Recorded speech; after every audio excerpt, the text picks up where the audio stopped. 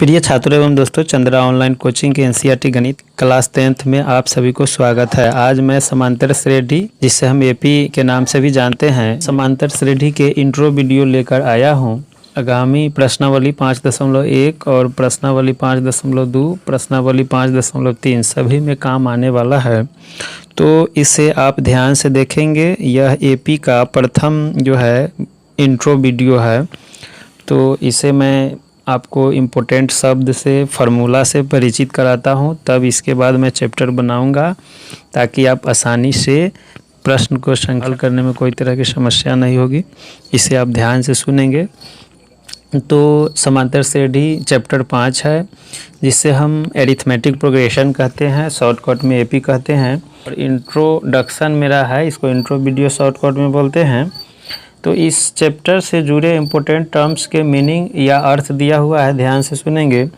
इस चैप्टर के फार्मूला बताने से पहले कुछ वर्ड मीनिंग जो है हम बता रहे हैं, जो प्रायः सवाल को हल करते वक्त मैं बोलूँगा।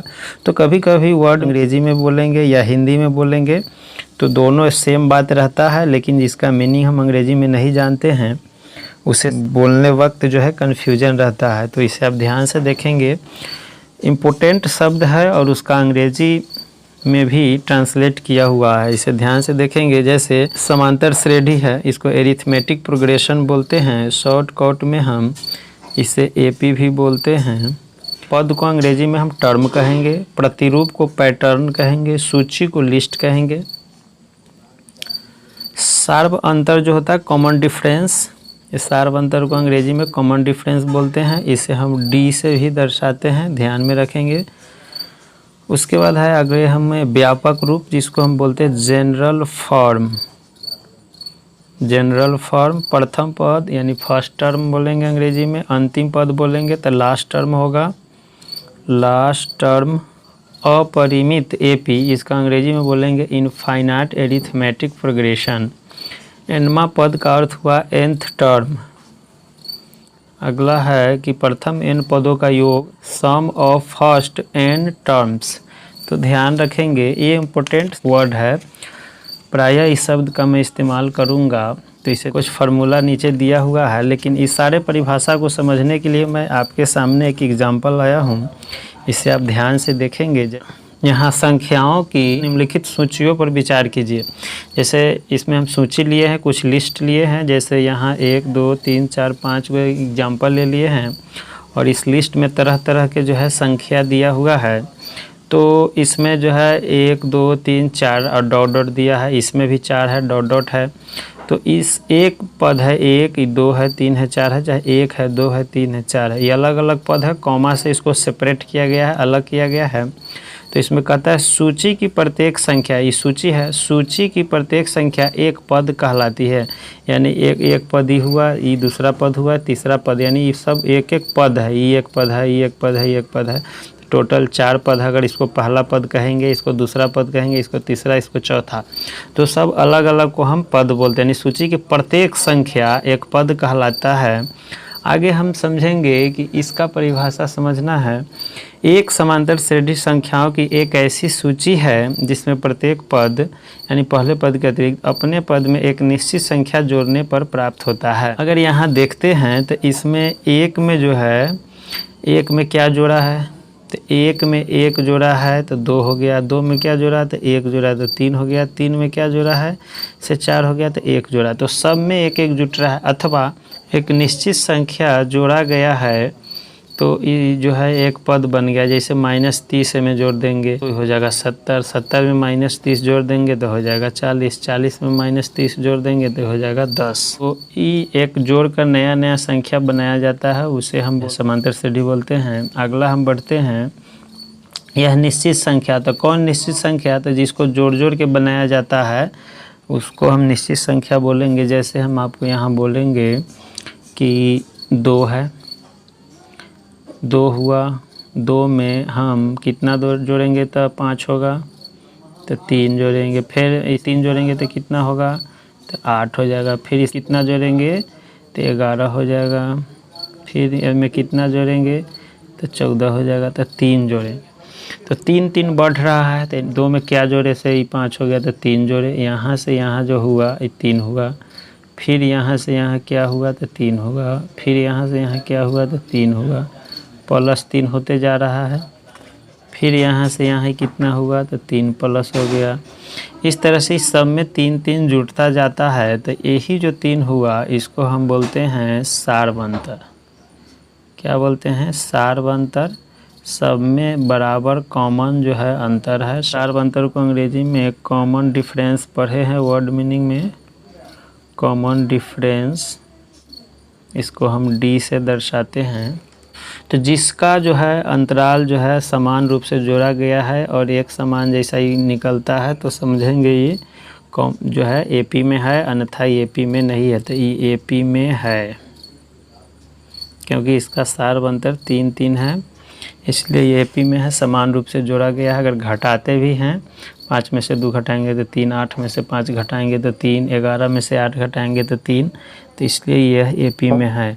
तो कभी कभी एपी में है अथवा नहीं है इसका जांच करने के लिए आपको क्वेश्चन दे देते हैं। अगला पॉइंट पढ़ते हैं। यह निश्चित संख्या एपी का सारवंतर कॉमन डिफरेंस कहलाती है। याद रखिए यह सारवंतर धनात्मक, ऋणात्मक या शून्य हो सकता है। धनात्मक कैसे होगा, ऋणात्मक कैसे होगा, शून्य कैसे होगा, इसको हम चेक करेंगे अभी कि सारवंतर जो आया डी का मान वो धनात्मक और ऋणात्मक कैसे होगा।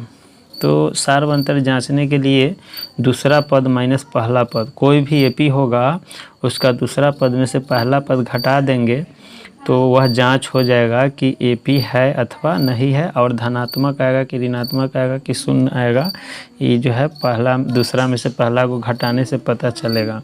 तो चलिए इससे हम क्लियर करते हैं। जैसे पहला का सारवंतर निकालना है तो जैसे ई हो जाएगा A1 A2 A3 A4।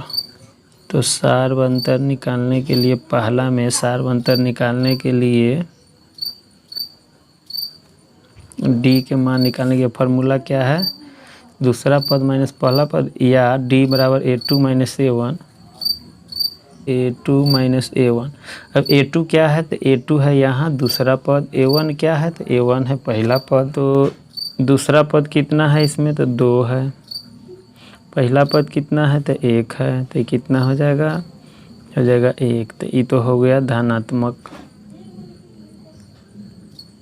धनात्मक माना गया। फिर दूसरा का बात कर लेते हैं। दूसरा का सारवंतर निकाल लेते हैं, यानी डी बराबर होता है A2 माइनस A1।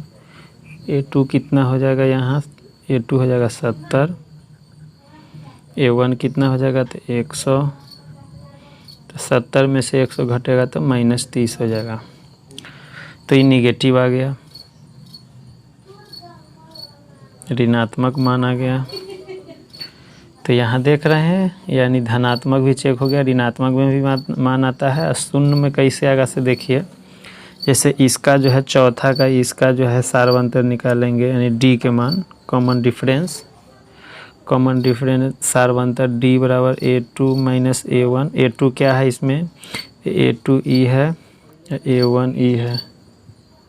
तो A2 के मान आप लिख दीजिए कितना तो 3, और A1 है 3, तो क्या हो जाएगा 0 आ गया। शून्य भी आ गया, शून्य मान आ गया, ये भी क्लियर हो गया। तो ये शून्य भी मान आएगा, धनात्मक भी आया, ऋणात्मक भी आया, चेक कर लिया गया। तो इसे याद कर लेना है कि सारवंतर डी के मान निकालने के लिए दूसरा पद माइनस पहला पद करेंगे तो पता चल जाएगा, क्लियर हो जाएगा। एक और प्रश्न से इसको हल करते हैं, इसको क्लियर कर रहे हैं हम।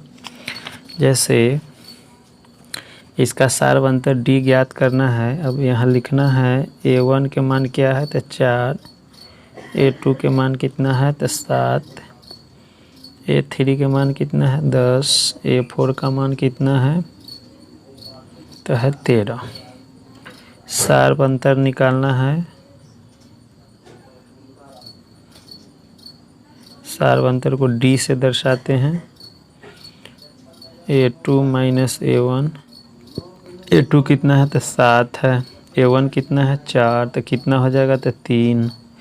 फिर सारवंतर दूसरा भी निकालिए, तो क्या करेंगे A3 में से A2 घटा सकते, A3 माइनस A2। A3 कितना है तो 10 माइनस कितना तो 7 कितना हो गया 3। फिर अगला सार्वंतर निकालिए तो ये हो जाएगा A4 माइनस A3। A4 करेंगे तो A3 करेंगे, A3 करेंगे माइनस तो A2 करेंगे, A2 करेंगे तो A1 होगा माइनस में। A4 का मान है 13, A3 का मान है 10, कितना हो जाएगा 3। इस सब का मान कितना आ गया, यहाँ से यहाँ आ गया 3।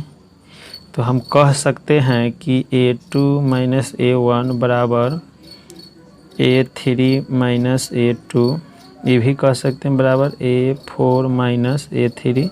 क्यों, इस सब A2 माइनस A1 का मान आया है कितना तो 3। A3 माइनस A2 का मान कितना आया तो 3। फिर A4 माइनस A3 का मान कितना आया 3। तो ये सब क्या है, आपस में क्या है, बराबर। तो हमेशा याद रखेंगे कि सार्वंतर बराबर होता है तो AP में होता है, अगर सार्वंतर बराबर नहीं है तो AP में नहीं होगा। इसको चेक करने के लिए सिर्फ एक सार्वंतर निकालने से नहीं होगा, कम से कम 2 सार्वंतर अगर बराबर हो तो समझिए वह जो है मान जो दिया हुआ है, सूची लिस्ट जो दिया हुआ है वो AP में होगा, अन्यथा AP में नहीं होगा। तो ये लिख देंगे कि AP में है। और सार्वंतर इसका क्या हो जाएगा, सार्वंतर हो गया, सार्वंतर जो है कितनों बार निकालिएगा तो एक ही मान आएगा, जैसे 3 आया तो एक के बार निकालेंगे। लेकिन चेक करने के लिए कि AP में है कि नहीं तो कम से कम 2 मान निकालना पड़ेगा। और AP में है, AP में भी है ईमान, तब तो निकला है सार्वंतर इसका बराबर है। अब आगे बढ़ते, इससे ही फार्मूला भी क्लियर हो गया कि A2 माइनस A1 बराबर A3 माइनस A2। आगे हमारा है व्यापक रूप, यानी जिसको अंग्रेजी में हम जनरल फॉर्म बोलते हैं। यानी व्यापक रूप किसका, तो AP का, जिसमें हम एक फार्मूला यूज़ करते हैं प्राय A, A plus D, A plus 2D, A plus 3D dot बहुत सारा पद लिख सकते हैं। जैसे यहाँ पहला पद है, ये दूसरा पद A प्लस D है, तीसरा पद A प्लस 2D है, चौथा पद है A प्लस 3D। इस तरह से D का मान बढ़ता है, यहाँ 1D है, यहाँ 2D है, यहाँ 3D है, आगे क्या हो जाएगा 4D। लेकिन E जो है साथ साथ A जो है ये आपको जोड़े जोड़े जाएगा, सब में बदलेगा नहीं। तो ये व्यापक रूप है, AP का जनरल फॉर्म इसको बोलते हैं। जैसे इसका हम एक परिभाषा के माध्यम से क्लियर करेंगे, क्या A plus D, A plus 2D, A plus 3 dot एक समांतर श्रेणी को निरूपित करती है, जहाँ A क्या है, इसमें A क्या है, A क्या है तो A पहला पद है, और D सार्वंतर है। D क्या है तो सार्वंतर है, जिसको हम कॉमन डिफरेंस भी बोलते हैं। इसे AP का व्यापक रूप कहते हैं। इसको क्या कहेंगे, AP का व्यापक रूप कहेंगे, याद रखेंगे।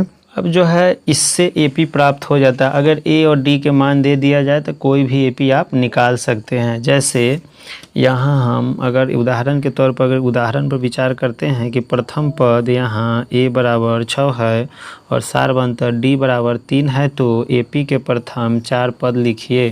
तो 4 पद है, पहला पद, दूसरा पद, तीसरा पद, चौथा पद। यही फार्मूला का यूज करके इस सवाल को मैं अभी बना देता हूँ।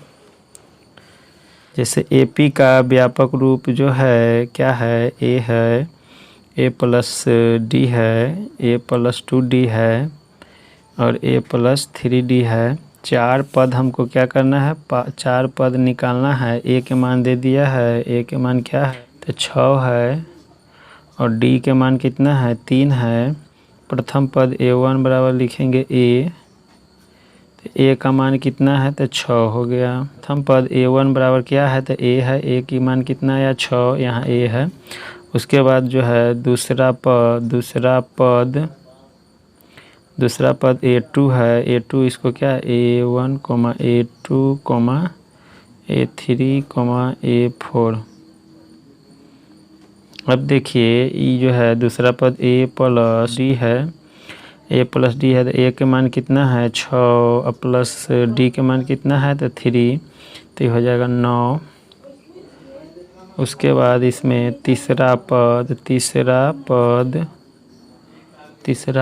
क्या है तो A3 तो A प्लस 2D।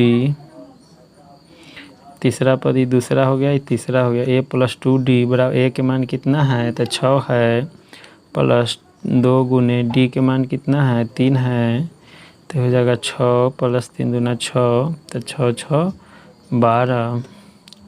4 पद निकालना है तो चौथा पद क्या हो जाएगा A4।